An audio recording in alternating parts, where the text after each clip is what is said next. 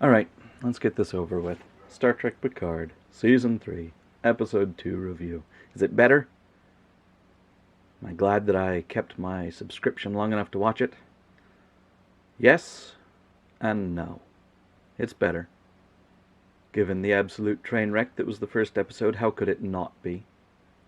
The jabs at classic Star Trek aren't as obvious. There's still a few, but they're less severe. Is it good? No. No, it's more modern Hollywood, serialized, breadcrumb mystery box garbage. In the last episode, we were supposed to get payoffs for the Star Trek Intelligence storyline. We didn't. Michael Dorn reprises his role as Worf, but that's, a 30-second sequence towards the end that just shows more incompetence. So now they've made Worf a joke. It's not like the rumors before saying he's a pacifist. No, he comes in and starts by taking out several guards, including the only lead on who the terrorists really are. But that's the point. He's not as competent as you would hope. Honestly, I'm glad it's over. This will be shorter than the previous one. Again, if you're just in for the quick summary, yes, it's better. 3 out of 10 instead of 1. It's not worth your time. It's not good Star Trek. It's not good storytelling. The inconsistencies are less. The comical nature of it is still there. Farcical nature. I won't be reviewing any further episodes. I'll be cancelling my Paramount Plus membership the moment I'm done grabbing screenshots for this. It's not good. In fact, it is sadder, more depressing than the first episode. Certainly than any of JarDrek has been thus far. Because there was no way from the off that Discovery, STD, or the first 2 seasons of Picard, or Strange Worlds, or whatever, were going to be good. But for the first time, and through a looking glass darkly, we have a glimpse of what might have been. Because the overall plotline, as we've seen thus far, is unremarkable for a Star Trek story, but not bad. Fundamentally, it's not making a mockery of classic Star Trek. It just fails to deliver. And we still see their disdain for us in the subtle details. We see their lack of competence in the officers arguing in front of the crew. We see the lack of care in not knowing the names of the bridge crew. Who are the tactical officer? Who's the science officer? Who is it at ops on the bridge? We don't know. We know the captain, we know the first officer, and we know the helmsman. And that's it. The others were not introduced. Even in places where you would expect the captain to be clear in whom they are addressing, they just vaguely make statements rather than saying Officer so-and-so. So shy of hitting IMDb, assuming that they're even named there, we have no way of knowing. So why would we be invested in this crew? Anyway, that's the short version. Stick around if you want. There won't be links to the next episode review, but maybe I'll do something further. In the meantime, the rest of this will be a breakdown of the rest of the episode. It's not as it was for the first episode. I did not watch this twice. I did not watch this as closely as the first episode. I can't be bothered to. In being less offensive, it was also less riveting. Bland. Before the opening credits, Picard and Riker are on the ship whose name we never get. Maybe he mentions it. Maybe Jack Crusher mentions it in the flashback to 2 weeks earlier. Certainly it wasn't memorable. Anyway, Picard and Riker are discussing options. They mention that they came on the Titan, but that the Titan didn't stick around. They stole a shuttle, and they honestly expected the Titan to just up and leave. I'm dumbfounded. Of course they didn't leave, so that the writers could have them come in and save the day, but it makes me think that if they weren't actually required for the action of this episode, that the writers would have had them leave, despite how odd that would be. Anyway, we cut over to the Titan, still before the opening credits, where we see that 7 of 9, Commander Hansen, is still on duty, and she and the captain argue in front of the crew. The Enterprise D was given a ready room right off the bridge where the officers could go and debate and argue if needed. Why isn't it here? I believe the Enterprise E kept that, but even if it didn't, she has no problem finding him later to argue, not in where you would expect. And this is a recurring theme throughout the episode, and I suspect throughout the series. Not simply noting objections and moving on, but taking the time to debate in front of the junior officers and enlisted. We've seen it in most all of modern Hollywood. Historically, many of these shows, certainly Star Trek, were made by people who had served in, well,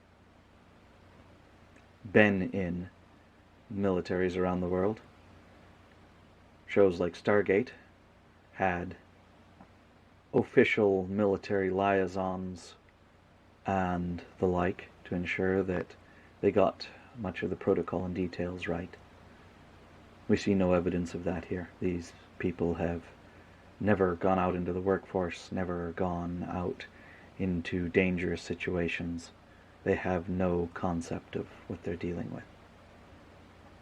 As such, they think it's normal to talk back, to argue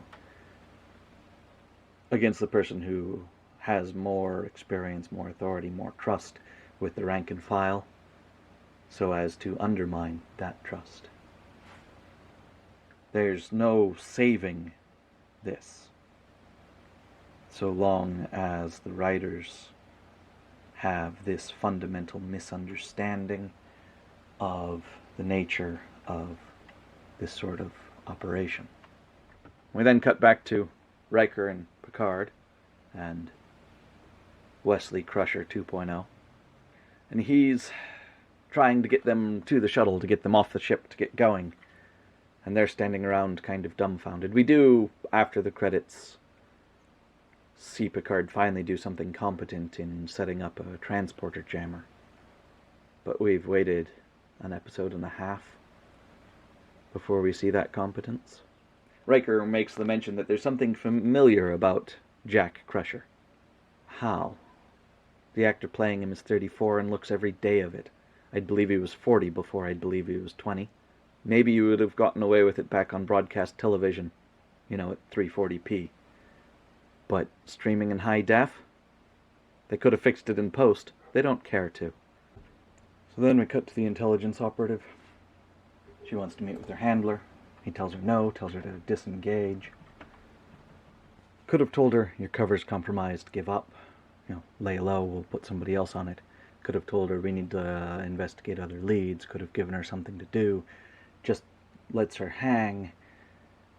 I think this is played so that the audience thinks that the intelligence operative's handler is corrupt, is in on it, is incompetent, so that it's all the bigger surprise when it's Worf later.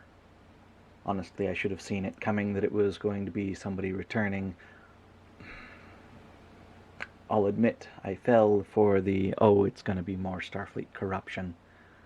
Neither one plays well. Neither one is competent on the part of the writers. And all of it is just about trying to get more support for a stupid Section 31 show that nobody wants and nobody will watch. And to further cement that this is JarDrek at its finest. Cut back to the Titan, and the captain calls for red alert as they have finally decided to intervene They warp in and stop right in the tractor beam between the ship that showed up at the end of the last episode and the ship that Picard and Riker are on. I'm sorry, no. That's when he should have called for red alert. Instead, they do all that with their shields down, and just because, he calls for red alert only after that. Now we get more witty banter. They've just disrupted the tractor beam, and the ship turns to face them, powering up its weapons. And the captain says, "What is that?" not recognizing the make and model of the ship. And the helmsman helpfully pipes up with, "I don't know, but it looks pissed." That's the most you have to contribute. Keep silent. Maybe the tactical officer could give some indication. Maybe we could know the tactical officer's name.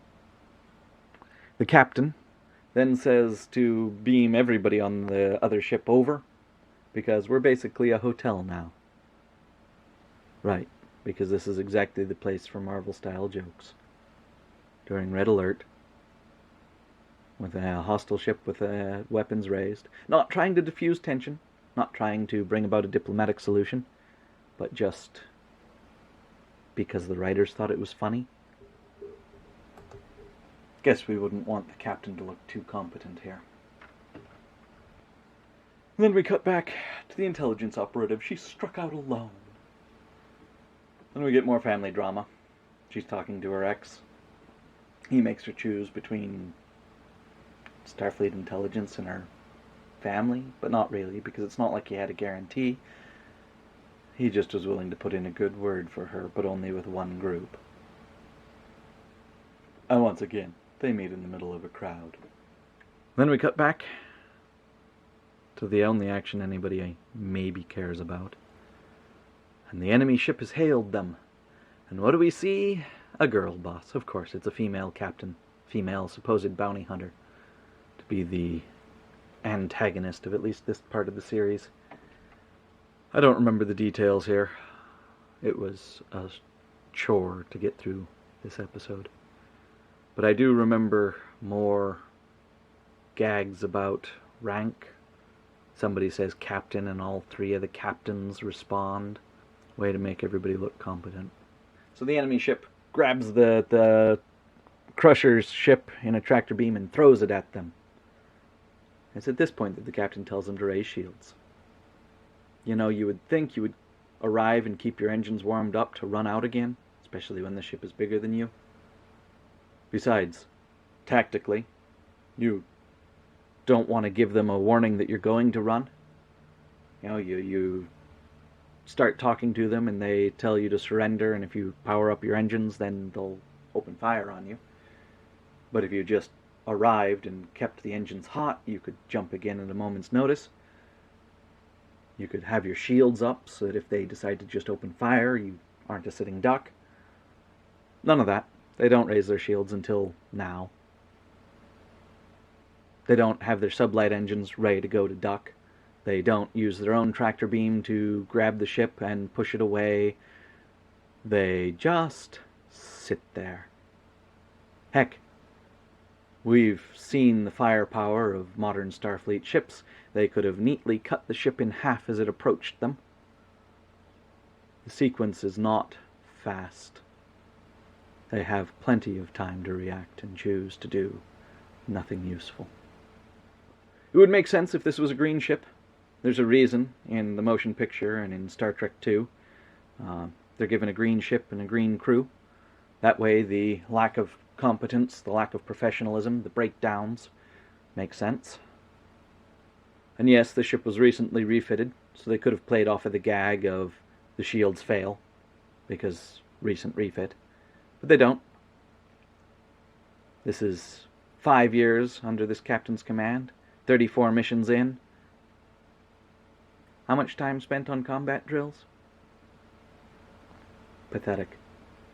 They just make their best and brightest look like fools. So then the captain asks what happened, as though he didn't see the whole ship fly at them and hit them.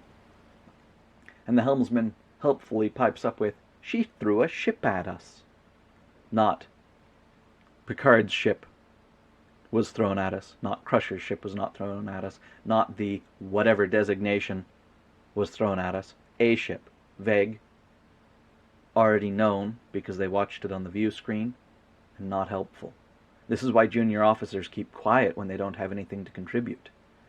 But no, she's the token character on the bridge, token representative character on the bridge, so she has to be thrust into the middle of everything, despite being a junior officer. Meanwhile, the tactical officer, we still don't know their name. So when the captain asks how it's possible that they threw the ship, of course the genius ensign immediately knows exactly how it was done, inverting a tractor beam, whatever, science, technobabble. That's fine. You would expect that to be from the person who theoretically should have been watching the ship's sensors, not the helmsman speculating. Anyway, we cut to Picard and Riker debriefing the younger Crusher. The captain of the Titan and a security detachment find out who he is and come to arrest him, and only now relieve Commander Hansen of duty. Why wasn't that done the moment he discovered that they changed course? I understand giving her an opportunity to explain her actions, and they let slip that he doesn't know for sure that she helped them steal a shuttle. Fine. You're leaving her on duty, not confined to quarters. Riker again is trying to get Picard to admit to something that clearly everybody can see. Like the fact that Crusher apparently had an affair while she was at Starfleet headquarters 30 years ago. Say 34 years ago. At this point I quit even numbering the scenes. I so totally didn't care anymore. We're moved back to the operative. Worf comes in to save the day. Okay, great. We get a fairly graphic fight scene. Again, I cannot stress this enough. If you are thinking of watching Star Trek with your children, go watch real Star Trek, not JarDrek. This is not worth your time, and it's certainly not appropriate for people with children. Or rather, for their children. We cut back to the only plotline that anybody cares about. We have more arguing in front of the crew. And this was the point when I realized, in front of the crew, not in front of so-and-so junior officer. We're 40 minutes in, and we don't know their names. 80 minutes, full length of a movie, when you consider the first episode, and we don't know their names. Anyway, Picard at this point, well, back up a moment. The younger Crusher, Wesley 2.0, breaks out of jail, because of course he does, and he tries to give himself up. And that noble sacrifice causes Jean-Luc Picard to claim him as his son. Picard doesn't know this. Beverly never sent him a picture. Sure, let's assume that they got an actor, or fixed it in post, so that he actually looks like he's about 20. Fine. They haven't done anything to verify that this man before them is Jack Crusher. And even if he is Picard's son, why does that matter? If anything, that shows that the Admiral is either deluded about his identity, or has too close of a personal connection and should not be making decisions for the good of the ship. Despite that, at this point he pulls rank in front of the crew, and the captain lets him. Okay, fine. They need to move the plot along. They need to get Picard in charge. Whatever. So they decide to cut and run, and we end on a cliffhanger. Tune in next week. Not a chance. Again, this is where it started out. If you didn't have making fun of the Enterprise D, if you didn't have the white man bad garbage, if you didn't have, shown in the preview for the rest of the season, the fact that Riker, it's not that Deanna Troi wanted him gone, it's that he's running away. And I called it in the previous review. Said if I had to deal with Marina Sirtis, I'd be running away too. But of course, it looks bad. He married her. He has a duty to her. For good or ill, for better or worse. And he's running away.